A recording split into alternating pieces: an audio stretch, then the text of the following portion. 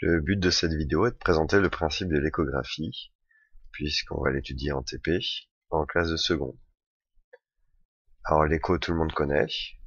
Si on prend une personne qui est située devant un obstacle, alors ça peut être une montagne, une autre situation, eh bien on a tous déjà observé le fait que, en criant, l'onde sonore se déplace.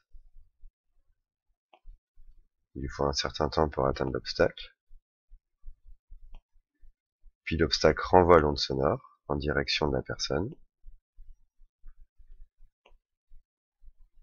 Et quelques instants plus tard, la personne va percevoir le son qu'elle avait émis auparavant.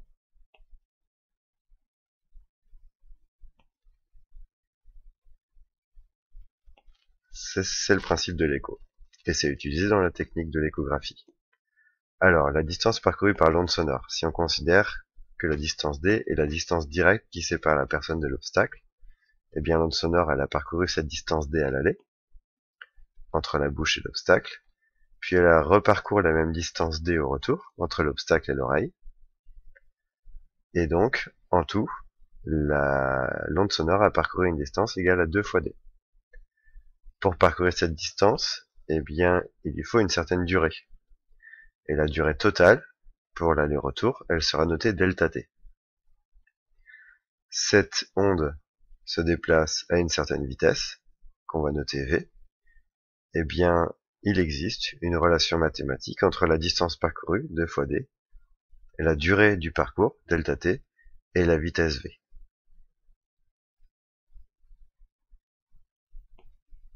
En TP, ce principe, on va l'appliquer avec un émetteur et un récepteur d'ultrasons. Donc les ultrasons sont des ondes sonores que l'oreille humaine ne peut pas détecter, ne peut pas entendre. On va placer un obstacle devant l'émetteur et le récepteur qui seront mis côte à côte, comme la bouche et l'oreille de la personne précédemment. L'émetteur enverra des ultrasons. La distance parcourue à l'aller sera égale à la distance d. Ensuite, les ultrasons seront renvoyés par l'obstacle. Ils vont parcourir à nouveau la distance d au retour pour atteindre le récepteur. L'émetteur et le récepteur seront branchés à un oscilloscope qui va nous permettre de visualiser les signaux. Alors, le signal qui est décalé vers le haut, c'est le signal émis par l'émetteur. Donc, l'émetteur se tait, envoie des ultrasons, puis se tait, comme la personne précédemment qui crie et qui attend que l'écho revienne. Le signal représenté, qui a été décalé vers le bas sur l'écran de l'oscilloscope, correspond au signal reçu par le récepteur. Donc le récepteur n'entend rien, il n'entend rien, et puis au bout d'un certain temps, il entend le son, les ultrasons, puis ensuite il n'entend plus les ultrasons. L'axe des abscisses ici, l'axe horizontal est l'axe du temps, le temps s'écoule de la gauche vers la droite de l'écran, et donc entre le début de l'émission qui se situe ici, et le début de la réception qui se situe là, eh bien les ultrasons ont parcouru l'aller-retour entre l'émetteur, l'obstacle et le récepteur. Donc on a ici sur l'écran un intervalle de temps qui correspond à la durée nécessaire aux ultrasons pour parcourir l'aller-retour. Cet intervalle de temps, cette durée, on la note delta t. Sur le parcours, en aller-retour, les ultrasons se déplacent à une certaine vitesse v, et comme précédemment, il existe une relation mathématique entre la distance totale parcourue, 2 fois d, la durée du parcours, delta t, et la vitesse v.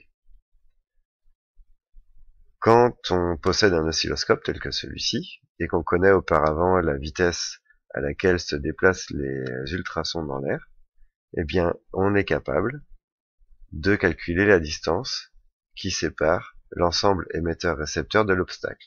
Donc on sait calculer à quelle distance on se trouve de l'obstacle. Eh bien, pour un appareil d'échographie,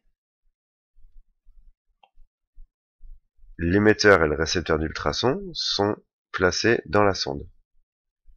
Les ultrasons pénètrent dans le corps du patient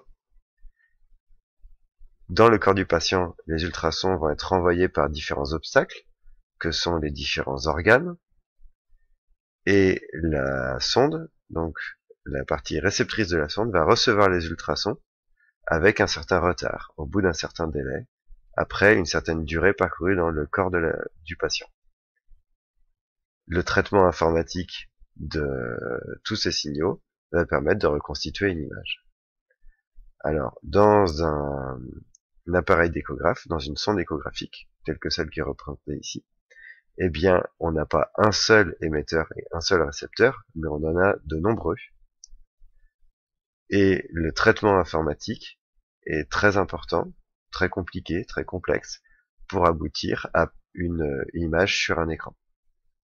C'est pour cela que lors du TP, on ne reconstituera pas réellement une image, on essaiera simplement d'exploiter des mesures de distance, de durée et des valeurs de vitesse.